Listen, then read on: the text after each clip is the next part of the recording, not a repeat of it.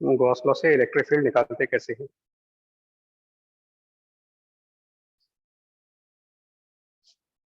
देखो Gauss law था कि फ्लक्स किसी भी क्लोज सरफेस के लिए, और ये कहा जाता है it is the charge which is inside the surface and divided by epsilon zero. इस आपका गॉस लॉ। फ्लक्स को हम रिप्रेजेंट कर सकते हैं by electric field E multiplied bye differential area on the surface and cos of theta close word के लिए। और यहाँ पर इंटीग्रेशन का सिंबल लगाते हो, क्लोज को रिप्रेजेंट करने के लिए एक सर्कल एंड बॉटम पर ऐसे लिखते हैं, तो इसको ऐसे रीड करेंगे, close surface flux equals to Q inside and divided by epsilon zero.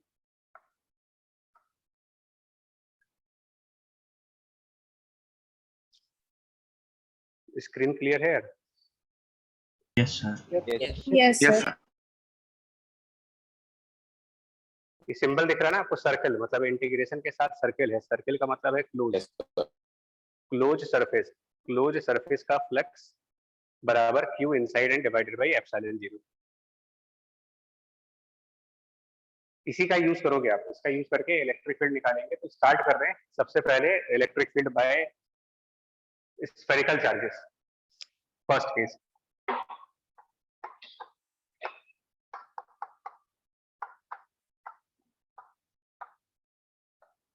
इसमें दो केसेस होते हैं स्फेरिकल चार्ज में। एक होता है जो चार्ज वॉल्यूम के अंदर हो, और एक होता है जो चार्ज सरफेस के ऊपर हो। First case, charge uniformly distributed in a volume, solid sphere इसको कह सकते हो, a solid non conducting sphere.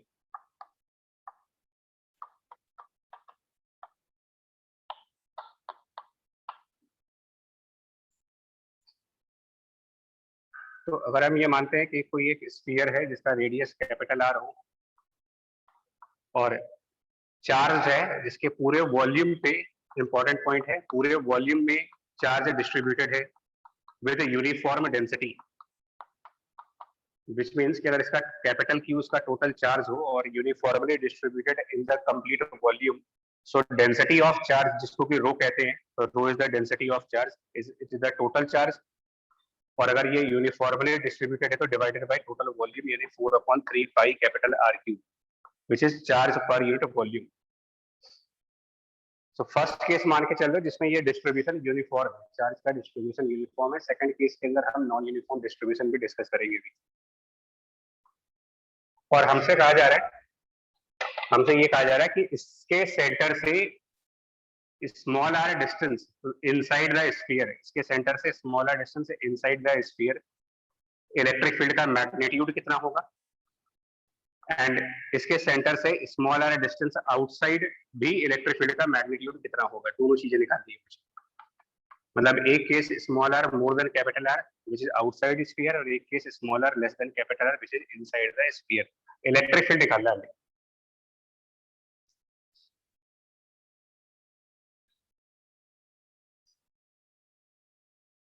Right, M clear हो गया क्या करना है मुझे यहाँ पर?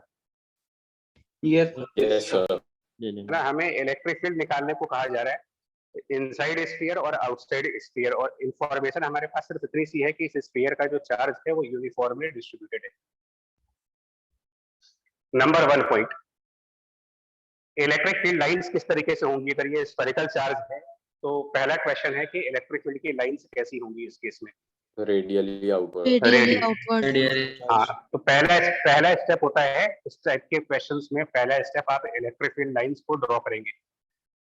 तो first step, draw the electric field lines जो कि रेडियली आउटवर्ड होंगी। आउटवर्ड अगर पॉजिटिव चार्ज है, इनवर्ड अगर नेगेटिव चार्ज है। फिलहाल यहाँ पर पॉजिटिव चार्ज है तो electric field lines are radially outward. तो पहला एग्जांपल है इसलिए मैं स्टेप्स लिख रहा हूँ। सबसे पहले आप करोगे look for the electric field lines.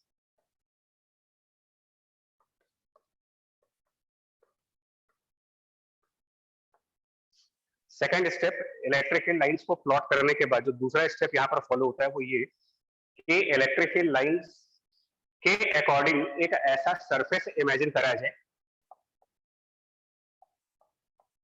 Second step, पहले इलेक्ट्रिक फील्ड की लाइंस प्लॉट करेंगे, देन उसके बाद इमेजिनरी सरफेस मानना है। और जो इमेजिनरी सरफेस आप लोगे, बिकॉज इसमें बड़ी लिमिटेड एप्लीकेशंस हैं, उस इमेजिनरी सरफेस की कुछ कंडीशंस, हम किस टाइप का इमेजिनरी सरफेस लेंगे उसमें कुछ कंडीशंस है। फर्स्ट, ऐसा सरफेस जिसके हर एक पॉइंट पर इलेक्ट्रिक फील्ड का मैग्नीट्यूड कांस्टेंट हो। नंबर 1 पॉइंट, एक ऐसा सरफेस इमेजिन करा जाए, ऐसा क्लोज सरफेस जिसके हर एक पॉइंट पर इलेक्ट्रिक फील्ड मैग्नीट्यूड में बराबर होती हो। दूसरा, हर एक पॉइंट पर इलेक्ट्रिक फील्ड सरफेस के परपेंडिकुलर हो या फिर सरफेस के पैरेलल हो,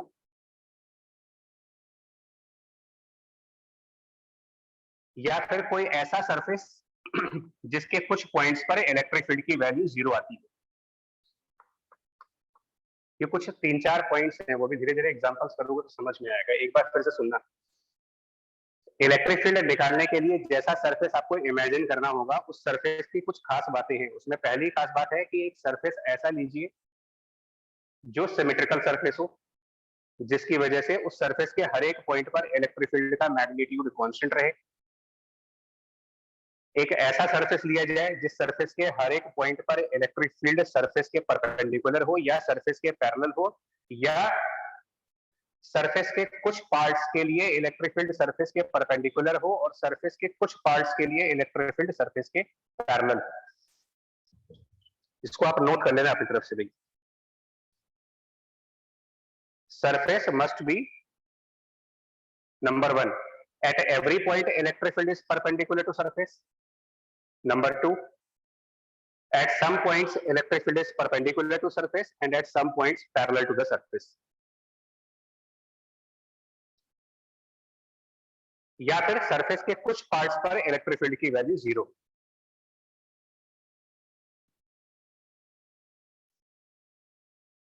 वो आपको थोड़ा सा ना प्रैक्टिस करके समझ में आएगा कि कैसा सरफेस होना चाहिए। इलेक्ट्रिक फील्ड की लाइंस अगर रेडियली आउटवर्ड हैं, तो अब आप बताओ कौन सा ऐसा सरफेस बनाया जाए जिसमें ये सारी बातें फुलफिल हो जाती है। Spherical shell. Sphere sir, sphere बना सकते हो, बिल्कुल।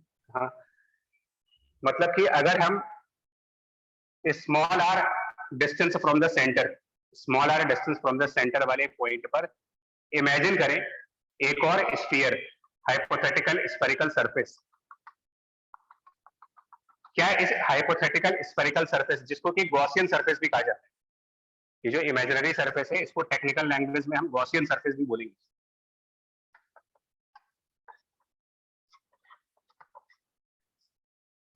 राइट यार, अब आप बताओ, जो ये हाइपोथेटिकल इमेजिनरी गॉसियन सरफेस लिया है, क्या इसके अंदर हर एक पॉइंट पर इलेक्ट्रिक फील्ड का मैग्नीट्यूड सेम रहेगा? Yes, आर्ग्यूमेंट्स होने चाहिए। देखिए, sir. हाँ, By एक मिनट, virtue of symmetry. एक मिनट, हाँ बिल्कुल ठीक। ये पॉइंट्स आपके सारे के सारे आर्ग्यूमेंट के ऊपर है, मतलब ये कोई मैथमेटिकल पॉइंट्स नहीं है, इसमें आपको आर्ग्यूमेंट अपने आप से करना होगा। क्या मैंने ऐसा सरफेस लिया है जिसके हर एक पॉइंट पर सेम इलेक्ट्रिक फील्ड होगी, मैग्नीट्यूड वाइज, डायरेक्शन वाइज नहीं? तो आंसर है कि हाँ, आंसर है कि हाँ मैंने ऐसा सरफेस लिया है। और मैं ये बात इतने दावे के साथ कैसे कह सकता हूँ कि मैंने ऐसा सरफेस लिया है?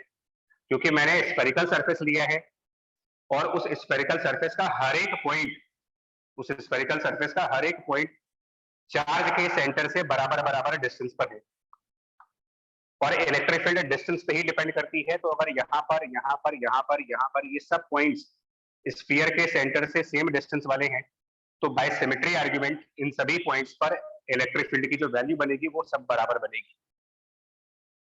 यानी मैंने पहली कंडीशन फुलफिल कर दी कि इन सभी पॉइंट्स पर इलेक्ट्रिक फील्ड का मैग्नीट्यूड बराबर मिलेगा आपको। क्या मैंने सेकंड पॉइंट फुलफिल किया है कि इलेक्ट्रिक फील्ड या तो सरफेस के परपेंडिकुलर हो या सरफेस के पैरेलल हो या इनका कॉम्बिनेशन?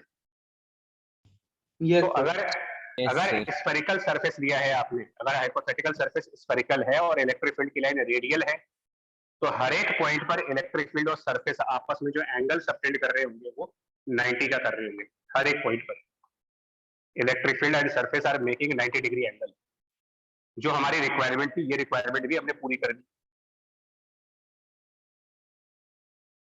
जब ये सारी रिक्वायरमेंट्स पूरी हो जाएंगी तो हम कहेंगे कि हम यहाँ पर गॉस लॉ अप्लाई करने जा रहे हैं।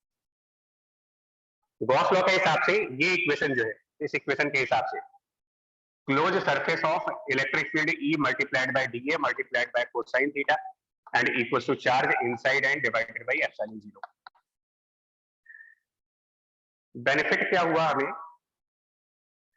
जब हम ये कह रहे हैं कि हर एक सिमेट्री आर्गुमेंट की वजह से हर एक पॉइंट पर same magnitude of electric field है, तो जो इस इंटीग्रेशन के अंदर ये E है which is the magnitude of electric field, since it is same for every point on the surface, ये चीज आप इंटीग्रेशन से बाहर निकाल सकते हो मॉड ऑफ E, क्योंकि हमारा इंटीग्रेशन इसी क्लोज सरफेस के लिए हो रहा है। जिस क्लोज सरफेस के लिए हमारा इंटीग्रेशन हो रहा है उस क्लोज सरफेस के सभी पॉइंट्स पर इलेक्ट्रिक फील्ड का मैग्नीट्यूड एक जैसा है, तो इलेक्ट्रिक फील्ड की मैग्नीट्यूड वाली जो टर्म है वो इंटीग्रेशन से बाहर चली जाएगी, बिकॉज ये एक वेरिएबल ना होकर के एक कांस्टेंट काम कर रहा है यहाँ पर। तो मॉड ऑफ E यानी कि इलेक्ट्रिक फील्ड का magnitude out of the integration cos theta, जब सभी पॉइंट्स पर इलेक्ट्रिक फील्ड और सरफेस के बीच में 90 डिग्री का एंगल है, तो फिर इलेक्ट्रिक फील्ड और नॉर्मल के बीच 0 डिग्री एंगल हुआ। Yes sir. इलेक्ट्रिक फील्ड और सरफेस अगर परपेंडिकुलर हुए तो जो सरफेस का नॉर्मल ड्रॉ होगा, नॉर्मल और इलेक्ट्रिक फील्ड के बीच 0 degree angle, normal and electric field के बीच 0 degree angle, normal electric field 0 degree, normal electric field 0 degree, normal electric field 0 degree, यानी कि जो थीटा है वो सरफेस के सभी पॉइंट्स पर 0 डिग्री है, यानी ये भी एक कांस्टेंट हुआ और ये भी इंटीग्रेशन साइन से बाहर चला जाएगा cos 0। इंटीग्रेशन के अंदर बच जाएगा सिर्फ dA,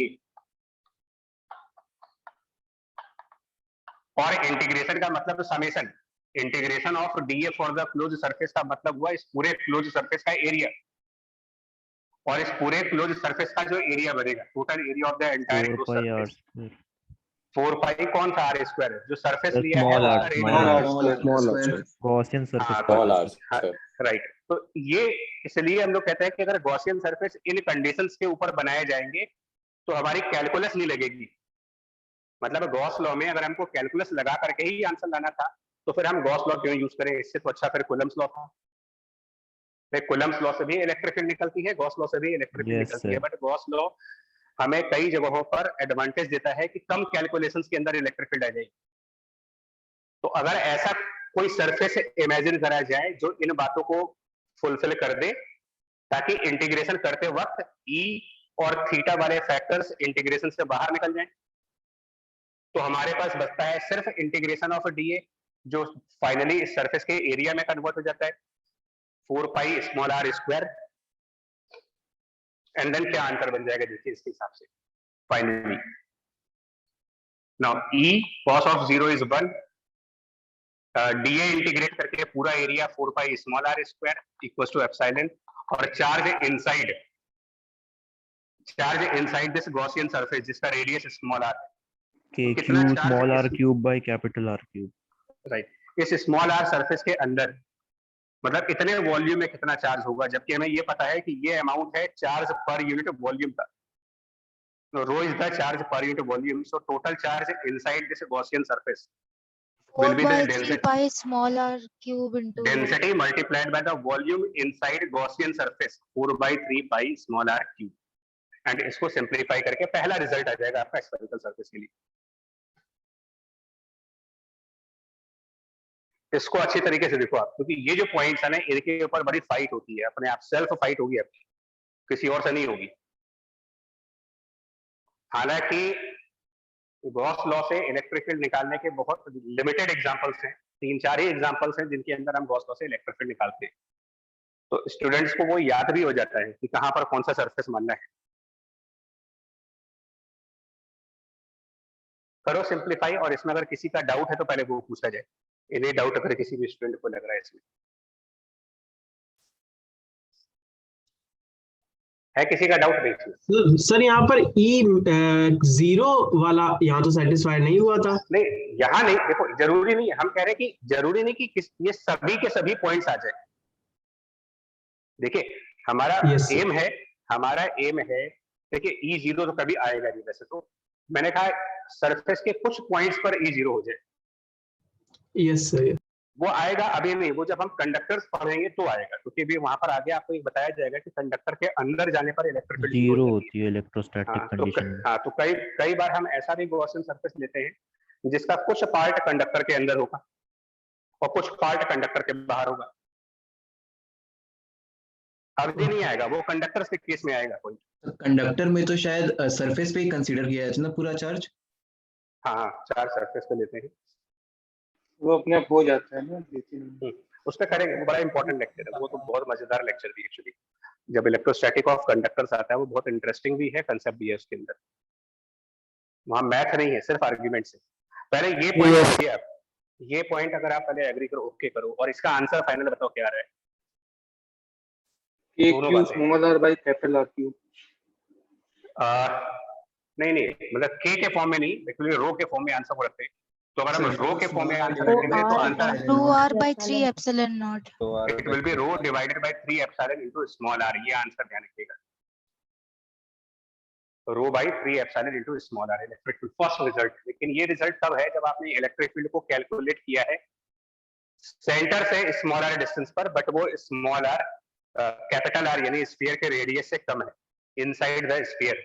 So this is only when small r is less than capital R या फिर equal to capital R। equal to पर भी होल्ड करेगा ये। अब इसमें एक पॉइंट है, इसमें कई लोगों को ऐसा लगता है कि ये जो इलेक्ट्रिक फील्ड कैलकुलेट हुई है ये क्या पूरे स्फीयर के चार्ज की वजह से है या सर सिर्फ उतने केवल चार्ज उस गॉसियन सरफेस में केवल एंक्लोज जितने भी गॉसियन छोटे सरफेस में छोटे जो चार्ज है शेल्स उसकी वजह से। सर है उसकी वजह से। चार्ज की वजह से है। अच्छा, ओके, मतलब क्या मैं ये नहीं कह सकता it is the electric field by the complete sphere? ये पॉइंट खतरनाक है यार आपका, ये समझने वाला पॉइंट है। देखिए नहीं सर, जो गॉसियन सरफेस के अंदर जो जितने भी छोटी छोटी स्फेरिकल शेल्स हैं उनकी वजह से। फुल स्फीयर की वजह से नहीं कह सकते। सर वो ग्रेविटेशन में भी किया था ना कि बाहर की शेल की वजह से इलेक्ट्रिक फील्ड जीरो होती है। तो जैसे सर वहाँ अंदर- देखा था सर वेरिएशन ऑफ जी वाले में। सर ऐसा तो बोल ही सकते हैं ना कि सर बाहर वाले के जितने सरफेस है तो सर उनकी इलेक्ट्रिक फील्ड कंबाइन होकर जीरो बन रही, तो इस तरह से वो बाहर वाले की भी तो इलेक्ट्रिक फील्ड हुई टोटल उस हाँ, अंदर। यही तो पॉइंट, बिल्कुल ये कह सकते हो, यही तो आर्गुमेंट हो रहा है हमारा। मैं क्या बोला, बहुत सारे लोग इसको ये समझते हैं, मतलब एक्चुअली बोलने का फर्क है। कुछ लोग ये कहते हैं कि ये इलेक्ट्रिक फील्ड जो यहाँ पर कैलकुलेट हो रही है ये सिर्फ गॉसियन सरफेस के अंदर वाले चार्ज की वजह से है, और कुछ लोग ये कहते हैं कि ये पूरे स्फीयर का इलेक्ट्रिक फील्ड है, और एक्चुअल में दोनों सही है।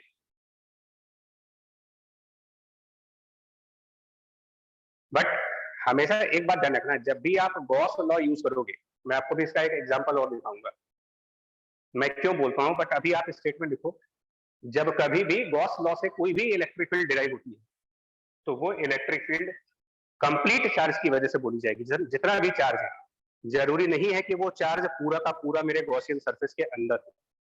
अगर कुछ चार्ज गॉसियन सरफेस के बाहर भी है तो भी हम ये कहेंगे कि जो इलेक्ट्रिक फील्ड कैलकुलेट हुई है it is because of every charge inside the Gaussian surface as well as outside the Gaussian surface.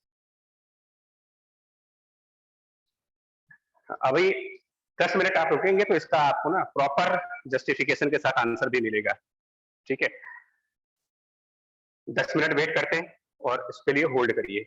मतलब ये क्यों लिखा जाता है गॉस लॉ में? इवन अगर आपने, कई लोगों ने एचसीवी का मुझे स्नैपशॉट भेजा था, एचसीवी में एक पैराग्राफ है, उस पैराग्राफ एचसीवी के हर बुक में है, उस पैराग्राफ में ये कहा लिखा हुआ था कि जो इलेक्ट्रिक फील्ड यहाँ पर आती है it is by every charge जो गॉसियन सरफेस के फील्ड और अंदर है। पोटेंशियल सारे चार्जेस की वजह से होता है। हाँ, ये कई केवल फ्लक्स अंदर वाले चार्ज। हाँ, मतलब गॉस लॉ में कंफ्यूजन इसलिए है ना कि राइट हैंड साइड पर जो चार्ज है वो सिर्फ उतना ही देखते हो जितना गॉसियन सरफेस के अंदर है, बाहर का चार्ज नहीं लेते इसमें। लेकिन इलेक्ट्रिक फील्ड जो कैलकुलेट होती है वो गॉसियन सरफेस के अंदर वाले चार्ज और बाहर वाले चार्जेस को मिला करके आती है। ये अगर एचसीवी आप लोगों ने किसी ने भी रीड की होगी, 2-3 लोगों ने तो मुझे बहुत फोटोग्राफ भेजी थी उसकी कि इसका क्या मतलब है।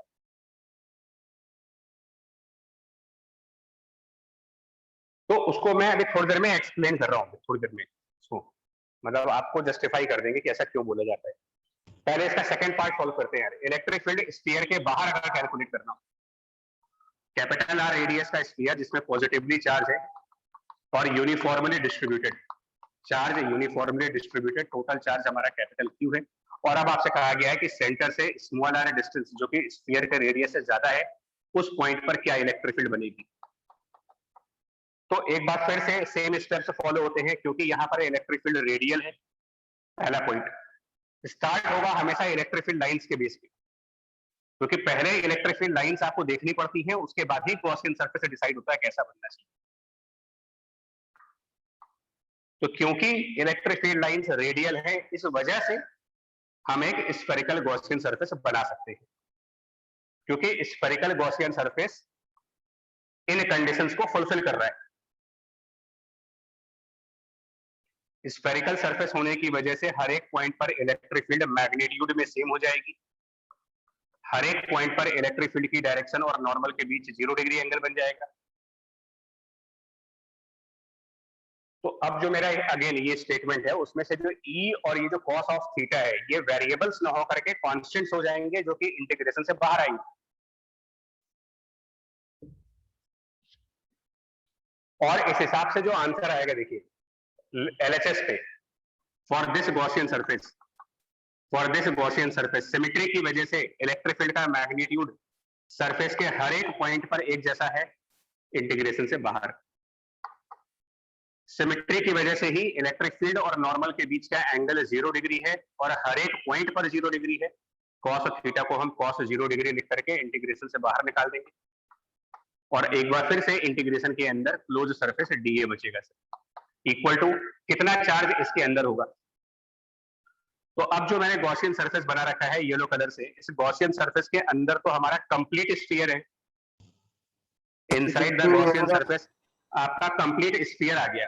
तो जितना भी चार्ज इस कंप्लीट स्फीयर में होगा, वो पूरा का पूरा चार्ज गॉसियन सरफेस के अंदर है, और इस स्फीयर पे हमारा चार्ज है कैपिटल क्यू। तो यहाँ पर हम पूरा चार्ज कंसिडर कर लेंगे कैपिटल क्यू। डीए इंटीग्रेट करेंगे तो फिर से एरिया में कन्वर्ट हो जाएगा, और area of the Gaussian surface 4 pi small r square equal to Q divided by epsilon 0। यहाँ से इलेक्ट्रिक फील्ड की वैल्यू मिलती है Q upon 4 pi epsilon naught into small r square, जो कि एग्जैक्टली वैसा है जैसा कि पॉइंट चार्ज के लिए आता है। और ग्रेविटेशन में ये बात कही भी गई थी कि आपसे कि स्फीयर के बाहर जब आप न्यूटन लॉ ग्रेविटेशन का पढ़ते हो या कूलम्स लॉ पढ़ते हो, तो इसीलिए कहा जाता है कि ये लॉज पॉइंट मासेस या पॉइंट चार्जेस के लिए वैलिड हैं या फिर स्फेरिकल ऑब्जेक्ट्स के लिए वैलिड है। बिकॉज स्फीयर के बाहर के किसी भी पॉइंट पर जो इलेक्ट्रिक फील्ड जनरेट हो रही है, उसका मैथमेटिकल एक्सप्रेशन वैसा ही है जैसा कि एक पॉइंट चार्ज के लिए होता है, kq/r²।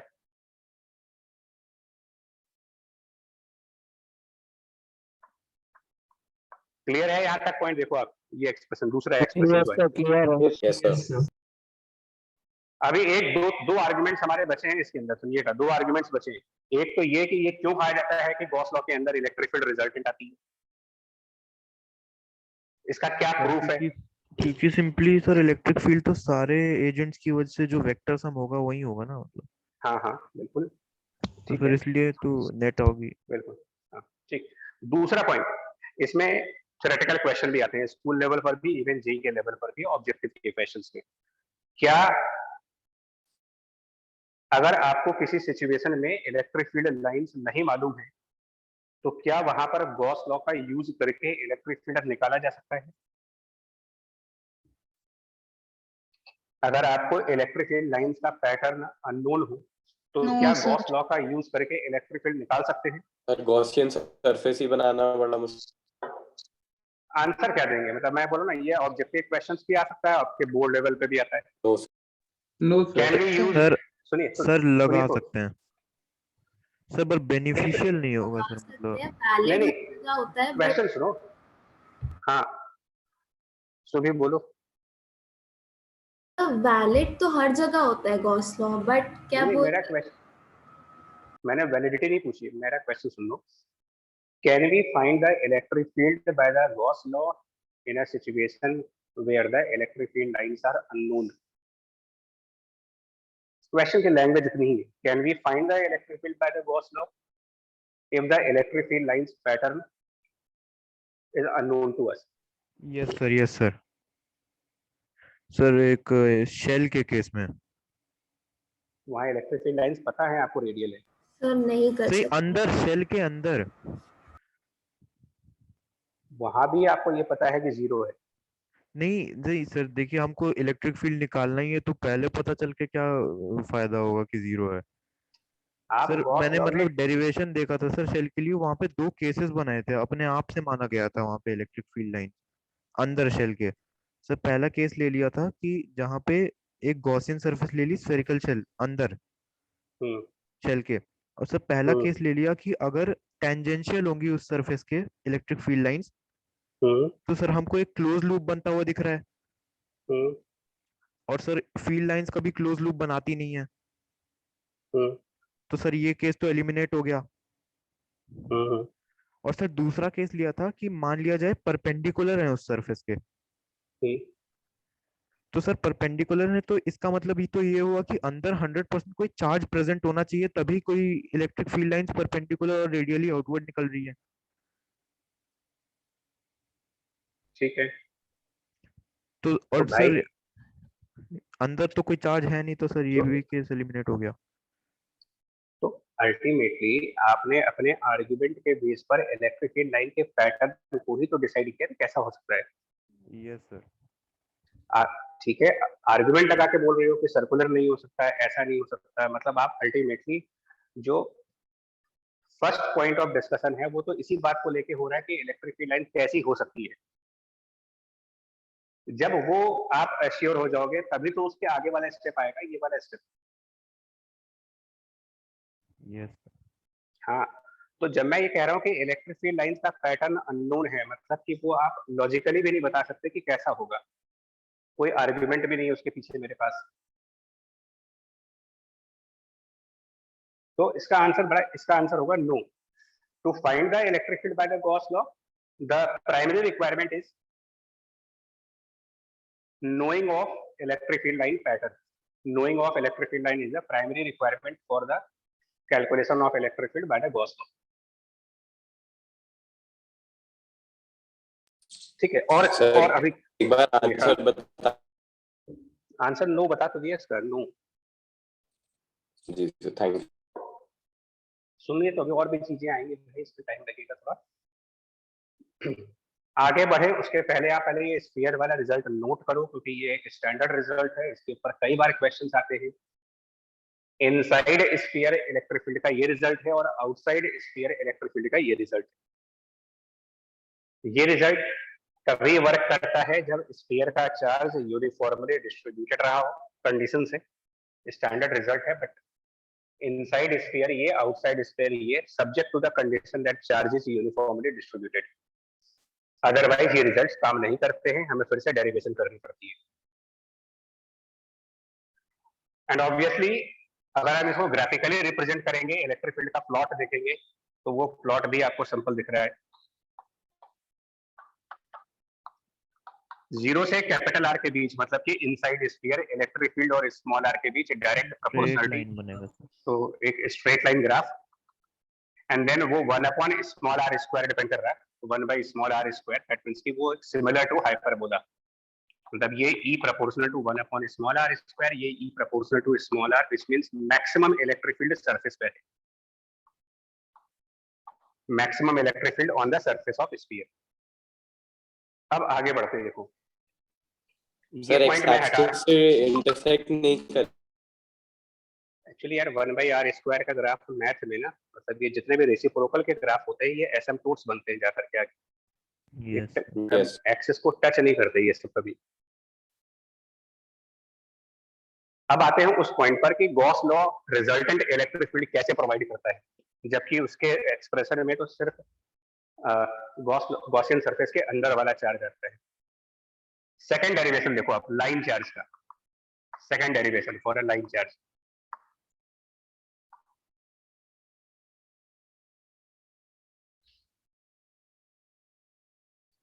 पहला क्वेश्चन, क्या आप किसी फाइनाइट वायर, नोटिस करिएगा, एक मेरे पास फाइनाइट वायर है, और मुझसे कहा जा रहा है कि इसकी इलेक्ट्रिक फील्ड को आप गॉस लॉ से कैलकुलेट करें। एक फाइनाइट वायर, सिलेंडर अज्यूम कर लेंगे। सुनो बच्चा, सुनो तो पहले एक मिनट, आर्ग्यूमेंट सुनना। फाइनाइट वायर है, छोटा वायर है, और कहा जा रहा है कि इसकी इलेक्ट्रिक फील्ड इससे स्मॉल वायर डिस्टेंस पर निकालनी है।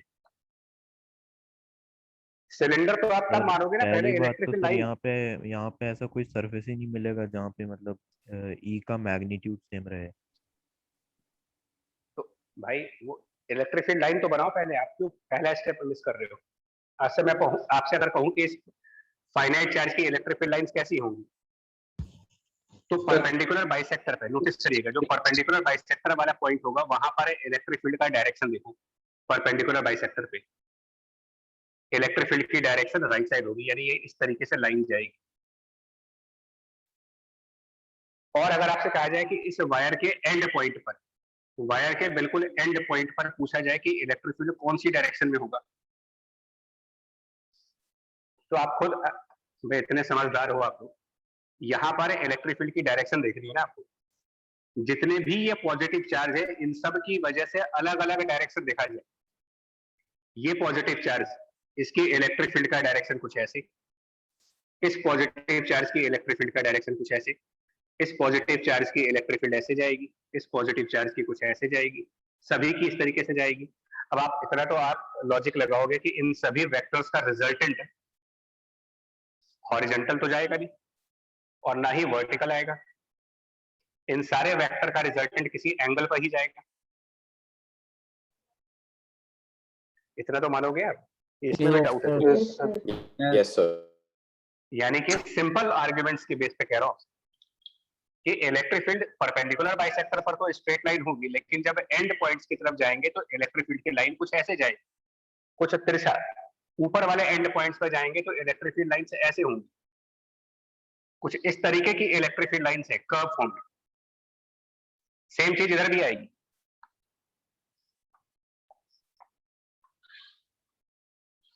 और अगर आप इन पॉइंट्स पर आओ जो वायर के नीचे है, इन पॉइंट्स पर क्या होगा direction of electric field? Notice करें जरा इन पॉइंट्स पर जो इसी वायर की लाइन में नीचे आ रहे हैं, सभी पॉजिटिव चार्जेस का अलग अलग डायरेक्शन निकाल के देखो। ओवरऑल ये नीचे चली जाएगी, ओवरऑल ये ऊपर चली जाएगी। अब बताओ क्या ऐसी लाइंस में कोई भी ऐसा सरफेस ले सकते हैं जहां पर इलेक्ट्रिक फील्ड का मैग्नीट्यूड सेम आ जाए? इलेक्ट्रिक फील्ड, अभी किसी ने कहा कि हम इसके चारों तरफ एक सिलेंडर बना देते हैं, अभी बोला था ना अभी आपने कि हम इस वायर के अराउंड एक सिलेंडर बना लेते हैं, आपकी बात रख लेते हैं, इसके चारों तरफ सिलेंडर बना लीजिए। क्या सिमेट्री है यहाँ पर? No sir.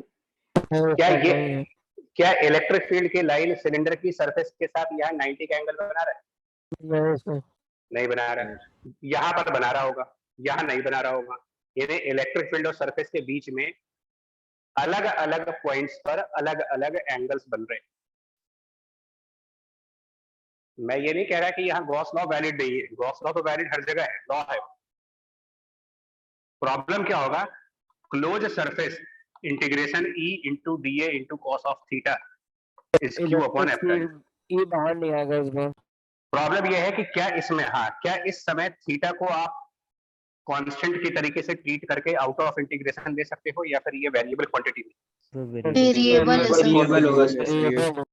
यहाँ इलेक्ट्रिक फील्ड और सरफेस के बीच में कोई और एंगल, इसके बीच यहाँ पे अगर कोई एक और लाइन बना दो आप, तो पता चला और एंगल ही चेंज होता जा रहा है बार बार।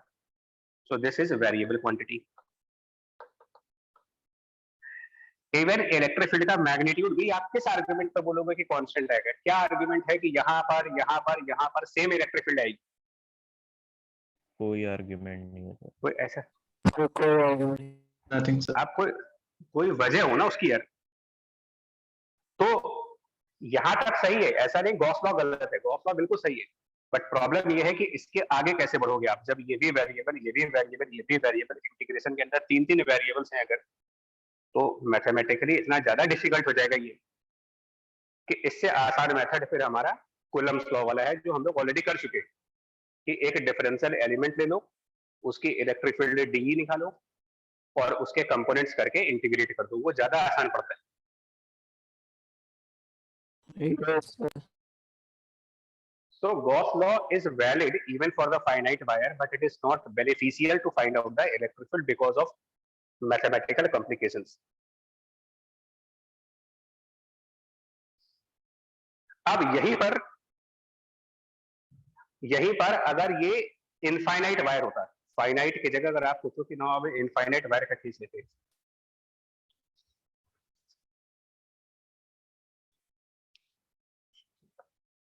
मतलब कि वायर की लेंथ इनफाइनाइट वाली है। अब ये मत पूछना कि इनफाइनाइट कैसे होगा, क्वेश्चन कह रहा है इनफाइनाइट है, हम भी उसको मानते हैं कि ये इनफाइनाइट है। अब अगर मैं आपसे पूछूं कि बताइए यहाँ पर क्या इलेक्ट्रिक फील्ड की डायरेक्शन होगी, तो जब दोनों तरफ इन्फिनिटी और इन्फिनिटी है तो ये पॉइंट तो बाइसेक्टर पे ही हुआ, इलेक्ट्रिक फील्ड की लाइन ऐसे बनेगी। इस पॉइंट से थोड़ा सा ऊपर जाओ आप, क्या बनाओगे इलेक्ट्रिक फील्ड का डायरेक्शन?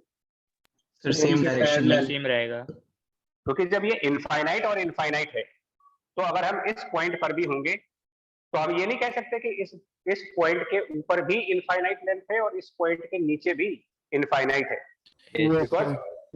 मैथ कहता है कि इन्फिनिटी में से अगर आप कोई फाइनाइट वैल्यू सब्ट्रैक्ट कर देते हो या फिर फाइनाइट वैल्यू ऐड कर देते हो तो भी वो इन्फिनिटी रहेगी।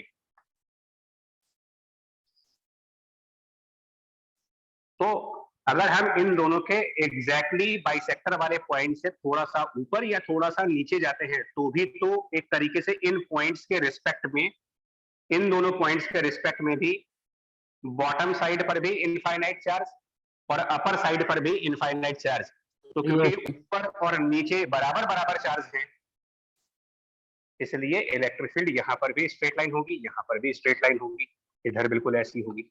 आप ये आर्गुमेंट पहले डिसाइड करिए,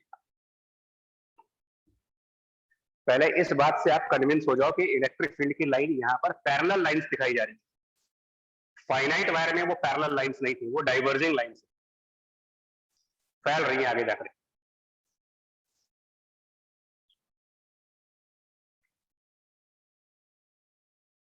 बोलिए। Yes sir. Yes, sir.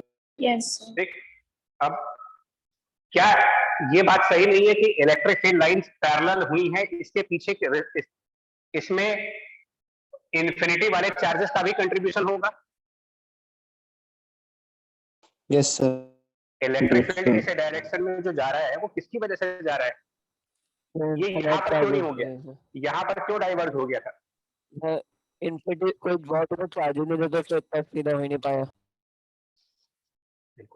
इसमें प्रॉब्लम क्या हुआ था मेरे सामने, मैं मान लीजिए आपसे कहा जाए कि ये 10 सेंटीमीटर का वायर है, ठीक है, और आप इसके बाइसेक्टर पे हो, तो आप यहाँ तो इलेक्ट्रिक फील्ड राइट साइड बोल सकते हो, है ना? अगर ये 5 सेंटीमीटर ऊपर है और 5 सेंटीमीटर नीचे है तो हम कह सकते हैं कि भाई इलेक्ट्रिक फील्ड राइट साइड आएगी। अगर मैं इसी पॉइंट से 1 सेंटीमीटर ऊपर चला जाऊं तो अब ये बताओ इस पॉइंट के ऊपर कितनी लेंथ है और इस पॉइंट के नीचे कितनी लेंथ है? ऊपर से नीचे से।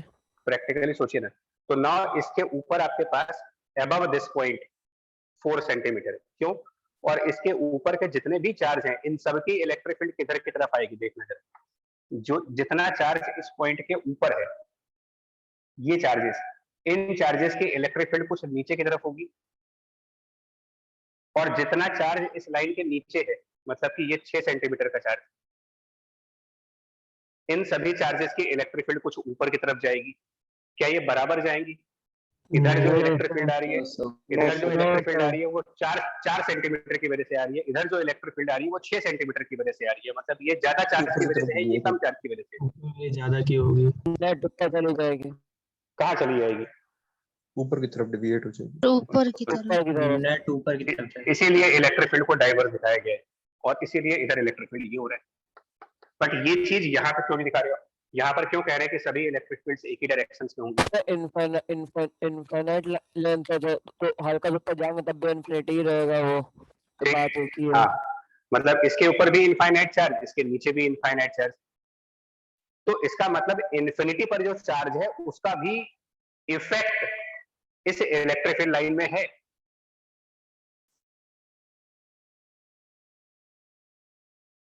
नहीं आया समझ में बात?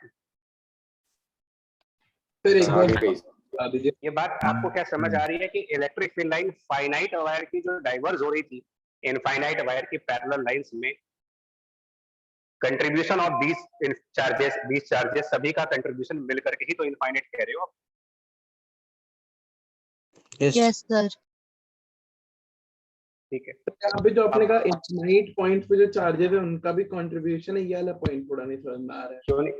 अगर इनका कंट्रीब्यूशन नहीं होता, हम किस बेस पे, अरे यार एक बात बताओ, हमने एक चार्ज रखा Q1 सुनिए और एक चार्ज रखा Q2 और अब आपसे कहूं कि बाइसेक्टर वाले पॉइंट पर इलेक्ट्रिक फील्ड की डायरेक्शन बताओ। Q1 चार्ज इलेक्ट्रिक फील्ड इस डायरेक्शन में जनरेट करेगा, Q2 चार्ज इलेक्ट्रिक फील्ड इस डायरेक्शन में जनरेट करेगा और ये पॉइंट बाइसेक्टर पे है। हम सबको पता है कि electric field proportional to charge upon r square होती है, क्योंकि ये बाइसेक्टर पे है तो इधर से और इधर से बराबर डिस्टेंस है। तो ये बड़ा ऑब्वियस है कि जिस तरफ ज्यादा बड़ा चार्ज होगा उस तरफ ज्यादा इलेक्ट्रिक फील्ड आएगी। मतलब अगर Q1 ज्यादा हुआ तो E1 ज्यादा हो जाएगा, Q2 ज्यादा हुआ तो E2 ज्यादा हो जाएगा, और अगर ये दोनों बराबर हुए सिर्फ उसी केस में तो इलेक्ट्रिक फील्ड राइट साइड होगी। Yes sir. Yes sir. ये तो तभी होगा ना जब एक मिनट सुनो, ये तो तभी तो होगा ना यार, जितना चार्ज इसके ऊपर है उतना ही चार्ज अगर नीचे होगा, दोनों तरफ बराबर बराबर चार्ज होंगे, तभी तो आप इलेक्ट्रिक फील्ड को राइट साइड डायरेक्शन में दिखाओगे। Yes sir. तो यहाँ पर हम क्या कह रहे हैं कि इसके ऊपर वाला चार्ज और इसके नीचे वाला चार्ज बराबर है। ये किस बेसिस पे कह रहे हो आप? क्यों कह रहे हैं कि इसके ऊपर का चार्ज और नीचे का चार्ज बराबर है? क्योंकि इसके ऊपर भी इनफाइनाइट लेंथ है और इसके नीचे भी इनफाइनाइट लेंथ है।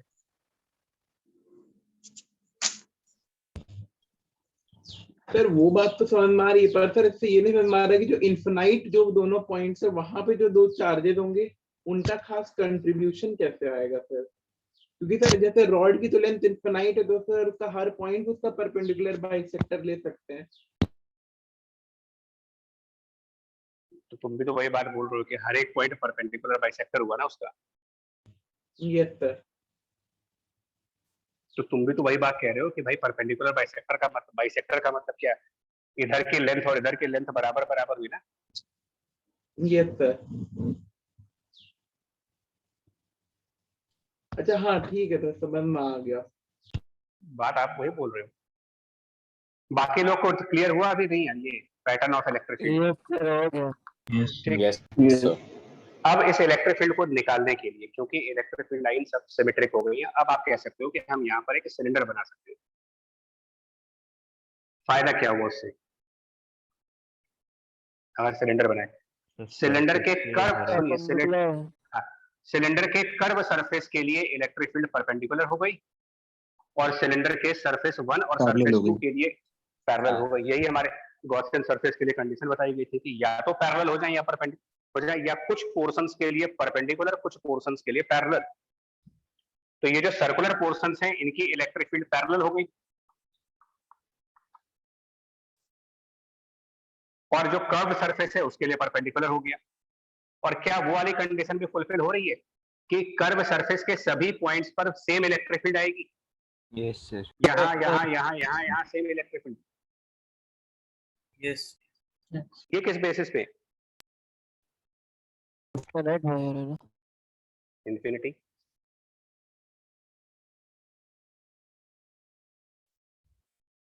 तो अब अगर इस इलेक्ट्रिक फील्ड को गॉस लॉ से निकाले तो ये जो सिलेंड्रिकल सरफेस है, मान लिया जाए इसकी हाइट h है, h हाइट का सिलेंडर है,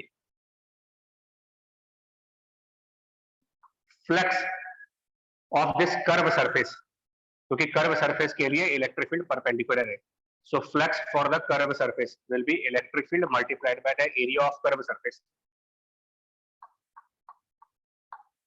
और ये इलेक्ट्रिक फील्ड जिन सरफेसेस के पैरेलल है उनसे कोई फ्लक्स नहीं बनेगा, यानी सरफेस 1 के लिए कोई फ्लक्स नहीं बनेगा, सरफेस 2 के लिए कोई भी फ्लक्स नहीं बनेगा, बिकॉज इलेक्ट्रिक फील्ड सरफेस 2 के पैरेलल है, इलेक्ट्रिक फील्ड सरफेस 1 के पैरेलल है, so no flux and only flux is at the curve surface. और ये चीज होना चाहिए charge divided by epsilon 0।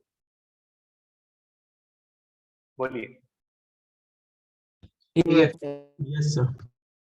Charge इसके अंदर कितना होगा गॉसियन सरफेस के लैम्डा अंदर? एच। Lambda H. लैम्डा तो लैम्डा एच और divided by epsilon G2, because सिर्फ इतनी लेंथ का चार्ज गॉसियन सरफेस के अंदर है, ये लेंथ एच है। अगर lambda is the charge per unit length, तो एच लेंथ इसके अंदर है, बाकी सब बाहर है। H H cancel, electric field यहां से बन जाती है lambda divided by 2 pi epsilon naught into r, electric field by infinitely charge wire. ये सब हो रहा है गॉस लॉ लगा करके, ये आंसर आया गॉस लॉ से।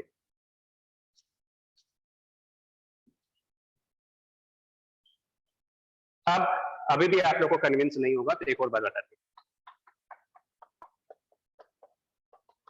चलिए एक काम करते हैं ना, यही चीज हम कूलम्ब्स लॉ से निकालते हैं, same answer with Coulomb's law, देखना कैसे आएगा।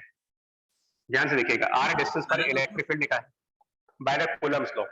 नोटिस करना क्या करेंगे, ये एक बार जस्टिफाई करेंगे, हर बार नहीं।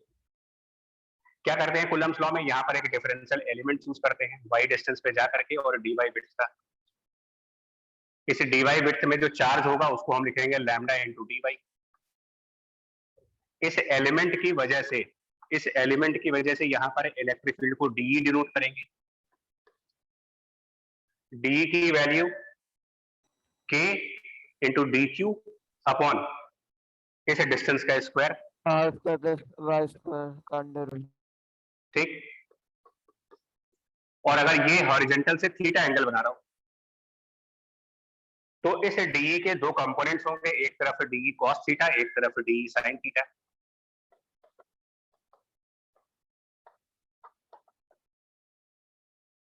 नेट इलेक्ट्रिक फील्ड निकालने के लिए कौन से कंपोनेंट को इंटीग्रेट करें इसमें से? cos वाला। कॉस अब डी के is 1/4 pi epsilon naught D Q lambda D Y upon Y square plus R square and cos theta,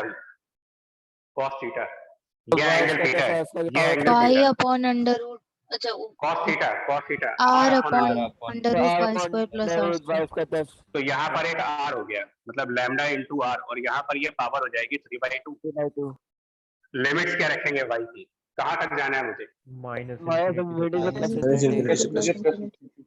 और उसके आगे आप लोगों को छोड़ता हूँ, ये करके देखिएगा, ये आंसर भी आपका lambda upon 2 pi epsilon naught R ही आता है। इंटीग्रेशन नहीं कर रहे, बस टाइम की कंस्ट्रेंट है। तो जब दोनों तरफ से आपका सेम आंसर आ रहा है, और इस आंसर में इंटीग्रेशन माइनस इनफाइनाइट से प्लस इनफाइनाइट करने का क्या मतलब है, क्या हमने सभी चार्जेस को कंट्रीब्यूशन ले लिया यहाँ पर इलेक्ट्रिक फील्ड लिया में? है सर। तो कूलम्ब्स लॉ से जो आंसर आया वो गॉस लॉ से भी आ गया। अब आप खुद सोचो कि ये वर्किंग आसान है या ये वर्किंग आसान है, दोनों वर्किंग आमने सामने रखी है। सर गॉस लॉ वाले। हाँ, लेकिन गॉस लॉ ने जो रिजल्ट दिया है आपको इलेक्ट्रिक फील्ड का, क्या ये सिर्फ उतने ही चार्ज का है जो गॉसियन सिलेंडर के अंदर था? नहीं सर, पूरे नो सर, सर, जितना चार्ज है असल में वो पूरे। आपका पूरा आंसर आ रहा है यहाँ से लेकर के यहाँ तक का, क्योंकि कूलम्ब्स लॉ को वेरीफाई कर रहा है। और मैंने एक जब गॉस लॉ आपको पढ़ा रहे थे तब बार बार एक बात कही थी कि गॉस लॉ जो है वो कूलम्ब्स लॉ का कंसीक्वेंस है। बताया था। तो ऐसा कभी नहीं हो सकता कि आंसर जो गॉस लॉ दे रहा है और जो कूलम्ब्स लॉ दे रहा है वो मिसमैच कर जाए, पॉसिबल ही नहीं है।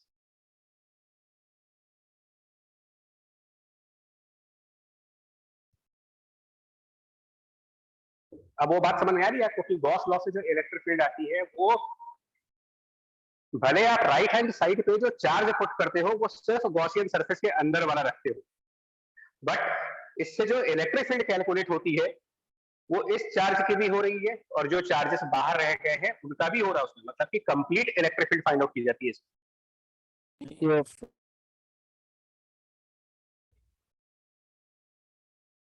बोलिए भाई, आप लोग में सभी का डाउट क्लियर हुआ भी? Yes sir. Yes sir. Yes yes sir. आप ध्यान रखिएगा इसको, गॉस लॉ की इसी कॉन्ट्रडिक्शन की वजह से दिमाग में ना बहुत ज्यादा कंफ्यूजन है यार, आरएचएस में कुछ और है, एलएचएस में कुछ और है। Electric field by all the charges, इसके ऊपर 2003 में जेई में ऑब्जेक्टिव क्वेश्चन दिए, यही पूछा था उसमें कि by the Gauss law we calculate the electric field, and options थे उसके, by inside charges, by outside charges, and by both charges. बहुत charge By both charges.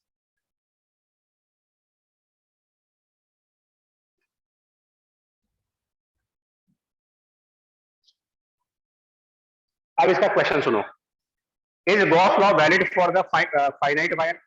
Language के हिसाब से आंसर दीजिएगा, is Gauss law it valid is for finite? Valid valid है लगाने में वैलिड है पर limitation बहुत नहीं है सर। मैथमेटिकली बहुत मुश्किल है। वैलिड तो हर जगह होगा, मतलब सर गॉस लॉ क्योंकि की गॉस वैलिडिटी लॉ पर लगाने कोई के लिए क्वेश्चन मार्क कंडीशन केवल है ना यही होना चाहिए कि एक क्लोज सरफेस ले लीजिए बस। नहीं। So Gauss law is valid as long as we are dealing with the closed surfaces. It is always valid.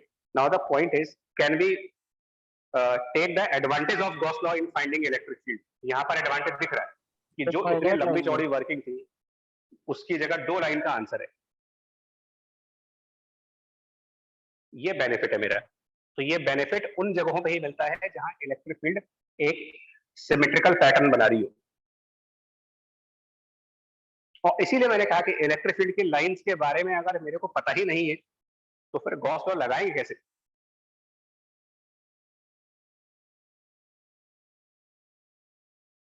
हटा दें इसको अब, यस सर। राइट।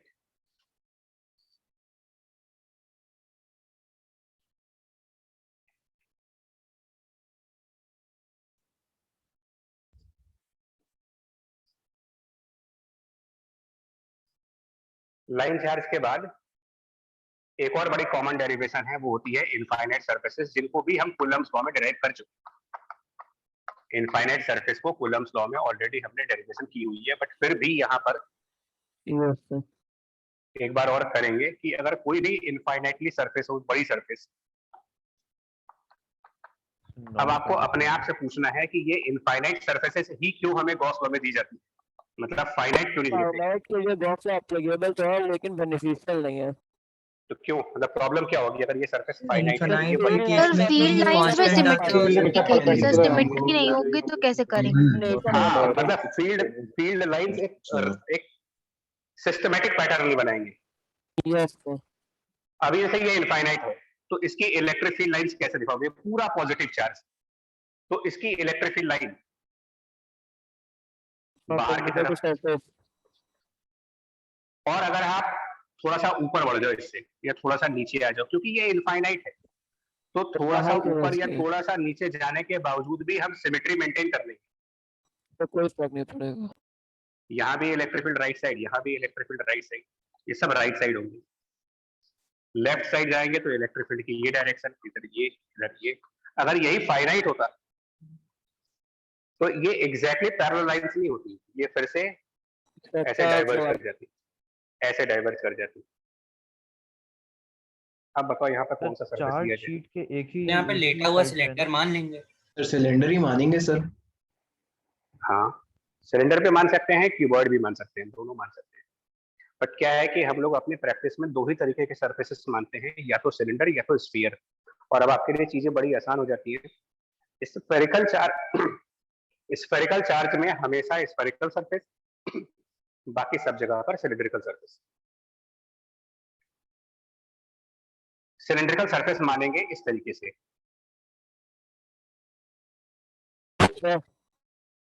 हाँ, तो जैसा हम लोग क्यूबॉइड मानते भी हैं तो सर जो ये हमारा सरफेस होता है इसका जो बेस लेके मानते हैं इसे घेरता हुआ मानते हैं।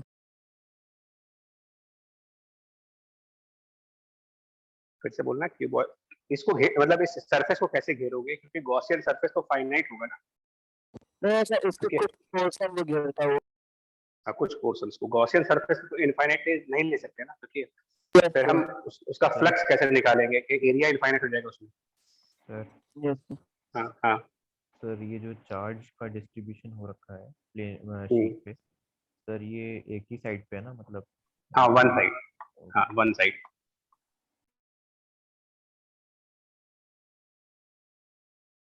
देखिए अब इस सिलेंडर के 3 पार्ट, पार्ट 1, पार्ट 2 और पार्ट 3, हमारी वो कंडीशन फिर फुलफिल हो रही है। पार्ट 1 पे इलेक्ट्रिक फील्ड क्या सरफेस के परपेंडिकुलर नहीं है at the part 1? Yes sir. आप देखो जब भी, और पार्ट 2 पर भी, पार्ट नंबर 3 जो कि कर्व सरफेस है, क्या इलेक्ट्रिक फील्ड कर्व सरफेस के पैरेलल नहीं जा रही? जीरो हो गई है। तो यही हमने स्टार्टिंग में आपसे यही कहा था कि हमेशा ऐसा ही गॉसियन सरफेस लिया जाता है जिसमें ये बातें फुलफिल हो जाती है। उसके अलावा हम जो ये गॉसियन सिलेंडर बना रहे हैं, गॉसियन सिलेंडर, जितना डिस्टेंस राइट साइड है उतना ही डिस्टेंस लेफ्ट साइड भी देना पड़ेगा आपको, क्योंकि गॉसियन सरफेस बनाने समय ये भी ध्यान रखना पड़ता है कि इलेक्ट्रिक फील्ड का मैग्नीट्यूड हर जगह सेम रहे। तो ये तभी, हाँ, तो ये आर्गुमेंट के बेस पर तभी कह सकते हो जब length of cylinder on the right hand side and the length of cylinder on the left hand side are same, मतलब कि 1 और 2 इस इनफाइनाइट सरफेस से बराबर बराबर डिस्टेंस पर हैं, तो हमारा आर्ग्यूमेंट काम करेगा कि क्योंकि दोनों तरफ सेम डिस्टेंस है तो जो भी मैग्नीट्यूड इलेक्ट्रिक फील्ड का यहाँ होगा वही यहाँ भी होना चाहिए। अब पार्ट 1 की इलेक्ट्रिक फील्ड जो परपेंडिकुलर है, इसके लिए पार्ट 1 का flux of this part 1 where electric field is perpendicular to surface, answer is E multiplied by area. Sir हाँ सर कहते हैं सर, लेकिन इनफिनाइट जो सरफेस होती है सर, उसका तो हम लोग का जो वो होता है इलेक्ट्रिक फील्ड, तो सर वो तो डिस्टेंस पर डिपेंड ही नहीं करता है। तो हमें अब पहले से कहा मालूम है कि डिस्टेंस पे नहीं डिपेंड करते हैं, हम तो अच्छा। इलेक्ट्रिक फील्ड अभी डिराइव कर रहे हैं ना। Okay sir, okay sir. हमें ये बात पहले से तो मालूम नहीं है कि इलेक्ट्रिक फील्ड डिस्टेंस पर डिपेंडेंट आएगी कि नहीं आएगी। यस तो हम प्रिकॉशनरी हम प्रिकॉशंस लेते हुए कि हम सेम डिस्टेंस रखे सकते हैं। सर चार्ज का एक ही साइड पे होने का क्या सिग्निफिकेंस हुआ? बहुत साइड हो जाएगा तो जैसे यहाँ पे सरफेस परपेंडिकुलर है वैसा नहीं होगा, दोनों साइड हो डिफ्लेक्शन आ जाएगा जाएगा। तो क्या बोलते हैं, वो इनफाइनाइट का डबल हो जाएगा, सिग्मा बाई एप्सिलॉन नॉट आ जाएगा, वो कंडक्टिंग वो शीट होती है एक्चुअली सर। प्रणव, उसमें क्या होता है, उसमें ये वर्ड यूज नहीं करते, वहां पर प्लेट वर्ड यूज किया जाता है, प्लेट। यस, ये वो कंडक्टिंग शीट होती है सर एक्चुअली। नहीं, शीट तो लिखेगा ही नहीं कहीं भैया। आप लोग स्टेशनरी की दुकानों पे जाते हो और अपने लिए A4 शीट्स लेकर के आते हो ना, मतलब प्रोजेक्ट वर्क के लिए किसी भी काम के लिए दुकानदार से कहते हैं कि भैया मुझे A4 शीट्स दे दो,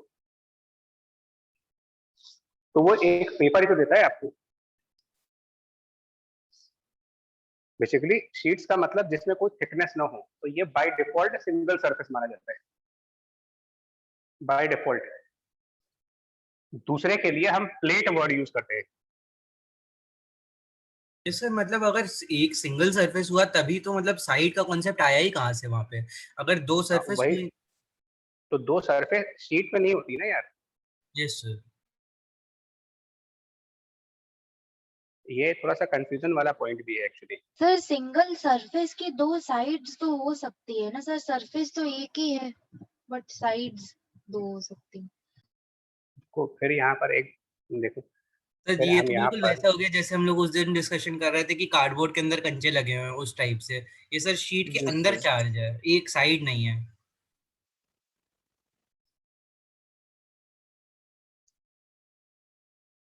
अब यार एक बात बताओ, हमने मान लो आप एक पेपर पे आपने ड्राइंग की, सपोज करो आपने एक पेपर पे ड्राइंग की और उस ड्राइंग पर आपने वाटर कलर लगा दिया। अब आप क्या बोलोगे, कलर आपने दोनों तरफ लगाया है कि एक तरफ लगाया है? एक ही तरफ लगाया है। तो शीट में जो भी काम होता है वो सिंगल साइड ही होता है, डबल साइडेड वाला कोई काम नहीं है। इसमें कंफ्यूजन थोड़ा सा ना करें, ज्यादा अच्छा होगा।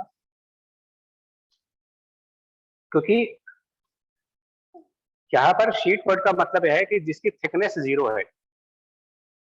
अब ये प्रैक्टिकल बात में और उसमें हम लोग फंस रहे हैं, 0 थिकनेस। रियल लाइफ में एक पेपर की भी कुछ ना कुछ थिकनेस होती है। Yes sir, nanometre. तो जिसकी भी कुछ ना कुछ थिकनेस होगी उसमें 2 सरफेस ऑटोमेटिकली बन जाएगी। ये बात ये लोग सही बोल रहे हैं कि practically every surface has 2 sides, but वो रियल लाइफ में इसलिए हो जाता है कि थिकनेस 0 होती है, थिकनेस को 0 नहीं मानते हैं। यहाँ पर जब आप न्यूमेरिकल्स में बोलते हो कि इनफाइनाइट शीट का यूज कर रहे हैं या इनफाइनाइट सरफेस का यूज कर रहे हैं, तो हम ये मान के चल रहे हैं कि इसमें कोई थिकनेस है ही नहीं।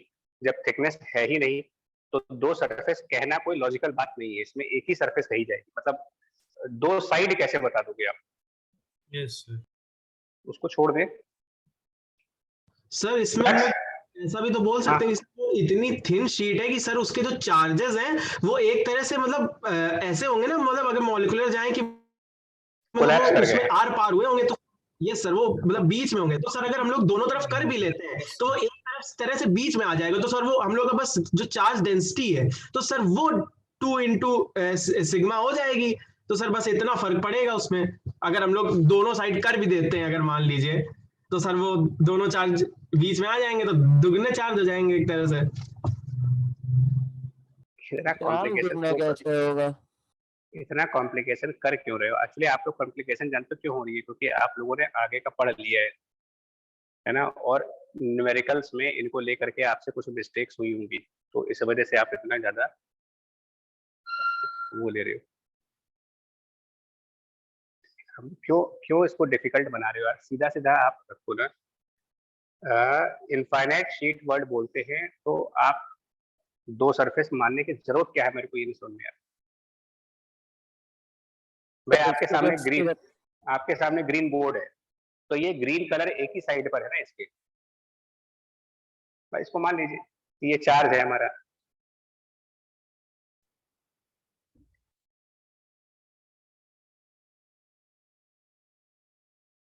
उसमें ना कंफ्यूजन क्रिएट करो। आप लोग इसलिए आगे का पढ़ चुके हो इसलिए आपको कंफ्यूजन हो रही है। दो साइड वाली, दो साइड किसी भी शीट में नहीं होती है, ये ध्यान रखिए।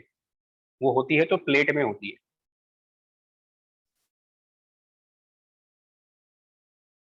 यस यस मतलब फिर फंस जाओगे, आपको हमें कोई दिक्कत नहीं है। आपके सामने न्यूमेरिकल आएगा, फिर पजल्ड हो जाओगे, फिर आपके दिमाग में कंफ्यूजन होगी यार यहाँ 2 वाला है कि 1 वाला है। ये वर्ड अपने आप में कह रहा है कि सिंगल साइड। एक्चुअली साइड की बात ही नहीं करनी चाहिए मेरे को इनफाइनाइट शीट में। साइड की बात तब करो ना जब उसमें थिकनेस को प्लेट हो जाती है। थिकनेस का मतलब प्लेट हुई। रियल लाइफ में एक्चुअली क्या होता है कि हर एक चीज प्लेट है, इसलिए आप रियल लाइफ से थोड़ा सा डिस्टर्ब हो रहे हो यार, 2 साइड होती है। अब जैसे हम लोग कई बार ये काम करते हैं, सोप फिल्म में क्या हमने फिल्म की कोई थिकनेस मानी है कभी? उसके आउटर सरफेस की रेडियस और अंदर वाले सरफेस की रेडियस में कोई डिफरेंस माना हमने? नहीं।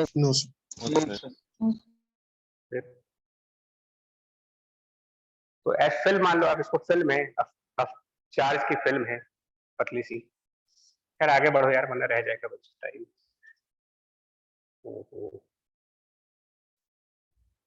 सरफेस 1 की फ्लक्स हो गई, सरफेस 2 की फ्लक्स जहां पर इलेक्ट्रिक फील्ड परपेंडिकुलर है, ई परपेंडिकुलर है, इसका फ्लक्स। अच्छा इधर भी, एक मिनट, इधर भी इलेक्ट्रिक फील्ड बाहर एग्जिट कर रहा है तो पॉजिटिव फ्लक्स। यहाँ से भी इलेक्ट्रिक फील्ड बाहर एग्जिट कर रहा है, यहाँ भी पॉजिटिव फ्लक्स, इधर भी पॉजिटिव फ्लक्स, इधर भी पॉजिटिव फ्लक्स, तो टोटल 2E। कर्व सरफेस की इलेक्ट्रिक फील्ड और सरफेस पैरेलल, इस केस में 0 फ्लक्स आता है। और ये टोटल फ्लक्स कितना चार्ज इसके अंदर है और डिवाइडेड बाई एप्सिलॉन 0। अब कितना चार्ज इसके अंदर है? Sir sigma pi r square. मतलब सिग्मा जो ये डी। सिलेंडर, हाँ मतलब एक तरीके से एक सिलेंडर इस बोर्ड के अंदर से जाए अगर, मतलब ऐसे अगर ये चौक रखूं तो ये जो चौक मतलब एक सिलेंडर एक सरफेस को कट करेगी, तो सरफेस का कुछ एरिया होगा, ये वाला एरिया जो उस सिलेंडर के अंदर होगा, बाकी सब बाहर हो जाएगा।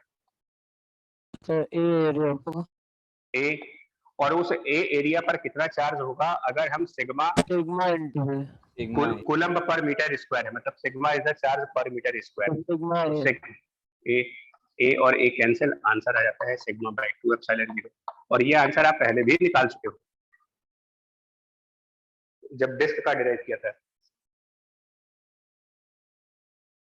याद करिए सर्कुलर डिस्क के डेरिवेशन में भी यही काम हुआ था। Yes sir. Yes sir. Yes sir. लेकिन तब आप इंटीग्रेशन की लिमिट रख करके निकालते थे। तो ये फिर उसी बात को प्रूफ कर रहा है कि गॉस लॉ जो इलेक्ट्रिक फील्ड दे रहा है वो सिर्फ ऐसा नहीं है कि जो सिलेंडर के अंदर चार्ज है सिर्फ इसकी इलेक्ट्रिक फील्ड आई है ना, ये पूरे शीट की वजह से जो चार्ज है, इन सभी चार्जेस के इलेक्ट्रिक फील्ड को मिला करके जो रिजल्टेंट इलेक्ट्रिक फील्ड है वो हमारे गॉस लॉ से कैलकुलेट होता है, सिग्मा डिवाइडेड बाय 2 एप्सिलॉन 0। मैं जब से गॉस लॉ स्टार्ट हुआ तब से बोल रहा हूँ आपको कि ये उतना आसान है नहीं अगर आप समझने पे जाओगे। इसको रटना चाहो रट लो, वो अलग बात है कि वह रट लेते इसको। अंडरस्टैंडिंग पे जाएंगे तो प्रॉब्लम्स होंगी।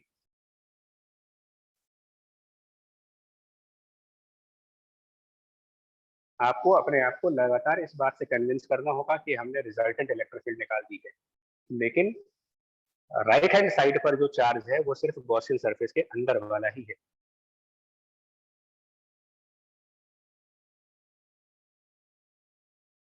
आप ये समझ लो कि जो काम कूलम्स लॉ से लंबे लंबे इंटीग्रेशन से आ रहा था, वो काम गॉस लॉ ने सिंपल स्टेप्स में करके दे दिया, मतलब जुगाड़ कर दिया कि आंसर जल्दी आ जाएगा आपको।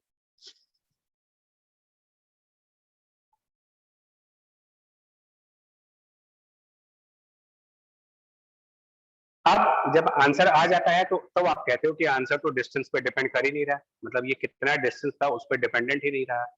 तो आंसर आने के बाद ये चीज मालूम चल रही है कि electric field independent of the distance है, इनफाइनाइट सरफेस की इलेक्ट्रिक फील्ड।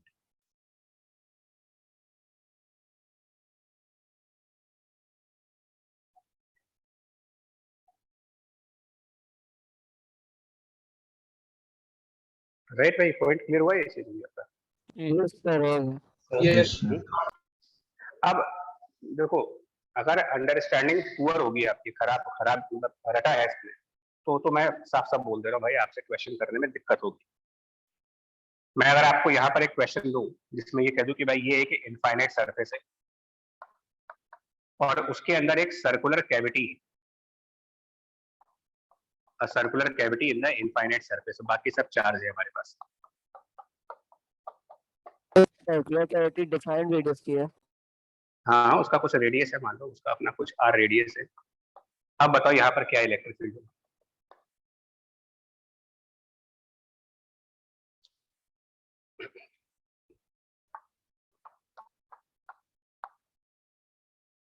तो इसमें हम लोग इलेक्ट्रिक फील्ड बता कैसे पाएंगे उस पॉइंट पे, या फिर कुछ बिल्कुल मानने बता के लिए? पाएंगे, बिल्कुल बता पाएंगे। सर इसमें इलेक्ट्रिक फील्ड पहले पूरे इस रेक्टेंगुलर शीट के लिए निकालेंगे, फिर उसमें से electric field due to disc minus कर देंगे। तो अगर यहाँ कैविटी नहीं होती तो क्या इलेक्ट्रिक फील्ड बन रही थी इस सिग्मा point पर? Upon 2 epsilon not. Sigma upon 2 epsilon not. और अभी बार बार आपसे कह रहा हूँ कि जो गॉस लॉ से आप इलेक्ट्रिक फील्ड निकाल रहे हो उसमें सभी चार्जेस के इलेक्ट्रिक फील्ड का कंट्रीब्यूशन है, मतलब कि सिग्मा बाय 2 एप्सिलॉन नॉट जो इलेक्ट्रिक फील्ड है उसमें जो चार्ज इस सर्किल पर था उसका भी कंट्रीब्यूशन काउंट था, इसका भी कंट्रीब्यूशन है इसके अंदर। इन चार्जेस का तो है ही, ये जो बाहर वाले चार्ज है इनका भी इलेक्ट्रिक फील्ड इसमें है, और जो सर्किल में चार्ज था उसका भी कंट्रीब्यूशन था यहाँ पर। तो जब वो सर्किल रिमूव हो जाएगा तो ये जितनी इलेक्ट्रिक फील्ड कंट्रीब्यूट कर रहा था वो लेस कर दीजिए उसमें से। Yes yes sir. माइनस, और ये सर्किल कितना इलेक्ट्रिक फील्ड कंट्रीब्यूट कर रहा था वहां पर? सिग्मा अपॉन इसके लिए epsilon naught 1 minus x upon under root r square plus x square. Disc वाला formula, under root r square plus x square. ये आंसर आएगा। थोड़ा सा समझना होगा, टाइम दो इसमें आपको, जल्दीबाजी हम भी कर सकते हैं, लगने दो टाइम, अभी आपको टाइम लग रहा है लगने दीजिए, कोई दिक्कत नहीं है, बट एक बार क्लैरिटी बन जाए, बिकॉज गॉस लॉ की क्लैरिटी बनती है तो मैग्नेटिज्म में जाकर के एम्पियर लॉ की क्लैरिटी बनती है, सिमिलर लॉजिक से। उस लॉ के एम्पियर लॉ एक आएगा मैग्नेटिज्म में जो कि गॉस लॉ का एक तरीके से उसको रेप्लिकेट किया गया, बिल्कुल ऐसा ही लॉ मैग्नेटिज्म में भी है। ओके ये बात समझ में आई कि आपने ये लेस क्यों किया है यहाँ पर? यस मैं सर। बार बार इसको रिपीट कर रहा हूँ कि गॉस लॉ जो इलेक्ट्रिक फील्ड दे रहा है वो सभी चार्जेस की इलेक्ट्रिक फील्ड का रिजल्टेंट होता है, मतलब sigma bye 2 epsilon not was the resultant of the electric field by the charge on this circle and the charge outside the circle, दोनों को मिला करके था ये। तो जब ये पोर्शन रिमूव कर दिया हमने तो उतना हम टोटल में से माइनस कर देते हैं, बचे हुए चार्ज की इलेक्ट्रिक फील्ड आ जाएगी। सर इसमें एक डाउट था सर, जैसे कैविटी की जो रेडियस है वो भी इनफिनाइट होती है, मतलब कैविटी भी एक इनफिनाइट सरफेस होता, तो फिर सर अरे भैया तो भी अगर वो भी सुनो infinite तो यार भाई, इनफाइनाइट सरफेस में इनफाइनाइट कैविटी तो बचेगा क्या फिर? नहीं सर वही पूरा बता सर्किल रहा कहाँ हूँ, हो जाएगा उस कैविटी? सरफेस थोड़ा तो बड़ा होता है कैविटी से सर, क्योंकि साइड वाली कुछ तो इसमें हमने सरफेस की पर ज्योमेट्री दो डिफाइन ही नहीं इन्फिनिटी को करी है सर, कंपेयर तो कैसे करेंगे कि कैविटी थोड़ा कम सा बड़ा करके है क्या या थोड़ा पड़ेगा सा सर? छोटा है? सौरवीर एक्चुअली थोड़ा सा इसमें डिस्टर्ब है, मैं समझ रहा हूँ उसका प्रॉब्लम। बच्चा इन्फिनिटी माइनस इन्फिनिटी डिफाइन नहीं होता फिजिक्स में, मैथ्स में यार। वो बात ठीक है सर, मैं कह रहा हूँ कि सरफेस हाँ। का जो है उसके हाफ हम्म। के इक्वल है सर कैविटी का रेडियस। उन दोनों को अगर सर सरफेस के साइड को भी इन्फिनाइट टेंड कर दें और अगर उसके रेडियस को भी इन्फिनाइट टेंड कर दें, तो सर जो सरफेस की जो कैविटी बन रही है वो थोड़ी छोटी होनी चाहिए उस रेक्टेंगुलर सरफेस पे सर। पर सर फिर जब दोनों का इलेक्ट्रिक फील्ड निकालेंगे इस वाले हिसाब से तो सर 0 आ रहा है सर। पर सर बचे हुए तो जीरो सर लेकिन मेरा डाउट है सर, चल सर रहा इसमें है हमने तो। सरफेस तो डिफाइन नहीं किया, सरफेस की ज्योमेट्री कैसी होगी, तो सर कैविटी से फर्क क्या पड़ना सर उसमें?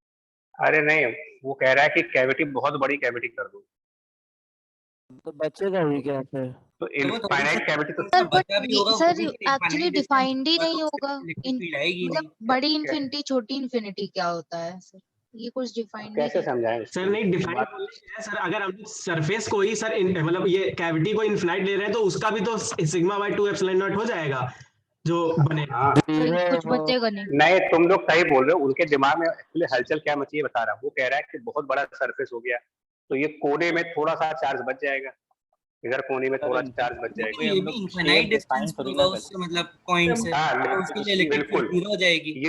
ये जो थोड़े से चार्ज होंगे ये तो इससे इनफाइनाइट डिस्टेंस पे हो गए। इनकी फील्ड ही नहीं होगी। हाँ, तो इनसे फील्ड आई नहीं तो फिर फील्ड किसकी आएगी? मैं वैसे भी सेंस नहीं बन रहा है इसका, देखो मैं सही बनूं, बुरा मत मारो, लेकिन एक्चुअली क्या है कि फिर मैं बार बार लगातार कह रहा हूँ कि यार स्टिक टू द सिलेबस और एग्जाम पैटर्न। क्या कोई रियल लाइफ सिचुएशन है जिसके अंदर इनफाइनाइट सरफेस में इनफाइनाइट कैविटी? नहीं सर मैं मतलब कह सोच के रहा बताओ। था सर, मैं कह रहा था जब जैसे कूलम लॉ में भी जब अप्रोक्सीमेशन करते थे तो उसमें सर यही कहते थे कि सरफेस बहुत बड़ा है तो उसे इन्फिनाइट मान लेते थे सर जब उस अप्रोक्सीमेशन में। यहाँ पे भी को बहुत बड़ा मान ले सर, भले इन्फिनाइट ना माने तो भी तो सर कुछ इलेक्ट्रिक फील्ड आनी चाहिए, पर फिर सर आएगी नहीं बनेगा बच्चा, नहीं बनेगा। जब एक सरफेस आप ऑलरेडी इनफाइनाइट कह चुके हो तो उसके बाद कितनी भी बड़ी रेडियस ले आओ। आप एक बार बताओ, एक नंबर है इन्फिनिटी और एक नंबर है 10 टू द पावर 1000, क्या इसको इनफाइनाइट मान ले? नहीं सर। ये कितना भी बड़ा होगा तो इस इन्फिनिटी से बहुत छोटा होगा। पर सर 1 के कंपैरिजन में बहुत बड़ा होगा। तो हम 1 के कंपेयर में क्यों करेंगे? जब सरफेस के अंदर कैविटी है तो सरफेस से कंपेयर करेंगे। ऑप्शन था। और इन्फिनिटी के कंपेयर में कितनी भी बड़ी रेडियस ले लो वो फाइनाइट मानी जाएगी। मतलब सर तब हम लोग इस x डिस्टेंस से नहीं कंपेयर करेंगे जहाँ पे इलेक्ट्रिक फील्ड निकालनी है। नहीं इंडिपेंडेंट आ रहा है ना। Okay sir. चलिए बाकी अगली क्लास में करेंगे, आपकी नेक्स्ट क्लास का टाइम ज्यादा लेट हो गया। ठीक है, thank you very much. Thank you sir.